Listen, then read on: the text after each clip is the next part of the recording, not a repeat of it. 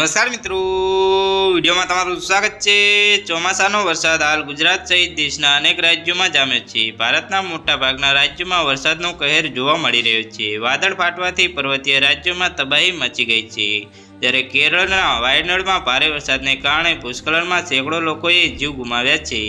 હવામાન વિભાગે 2 ઓગસ્ટે કર્ણાટક, ગુજરાત, રાજસ્થાન, છત્તીસગઢ, આસામ, મેઘાલય, મધ્યપ્રદેશ અને મહારાષ્ટ્રમાં ભારે વરસાદનું ઓરેન્જ એલર્ટ જાહેર કર્યું છે। હવામાન વિભાગે ગુજરાતમાં આગામી 5 દિવસ સુધી વરસાદની ચેતવણી જાહેર કરી છે અને આંધી વાવાઝોડાની ચેતવણી પણ આપી છે। ઓફશોર ટ્રફ અને સાયક્લોનિક સર્ક્યુલેશનને કારણે ગુજરાતના વિવિધ જિલ્લાઓમાં ભારે વરસાદની ચેતવણી જાહેર કરવામાં આવી છે। હવામાન વિભાગે ગુજરાતના દરિયાઈ વિસ્તારોમાં પવનની ઝડપ 45 કિલોમીટર પ્રતિ કલાક રહેવાની આગાહી કરી છે અને માછીમારોને દરિયામાં ન જવાની ચેતવણી આપી છે। હવામાન વિભાગે 3 ઓગસ્ટે ભાવનગર, ભરૂચ, છોટાઉદેપુર, નર્મદા, તાપી, ડાંગ, સુરત, નવસારી, વલસાડ, દમણ, દાદરા અને નગર હવેલીમાં ઓરેન્જ એલર્ટ સાથે ભારે વરસાદની ચેતવણી આપી છે। તો હાલ માટે આટલું જ। મળીશું નવી અપડેટ સાથે।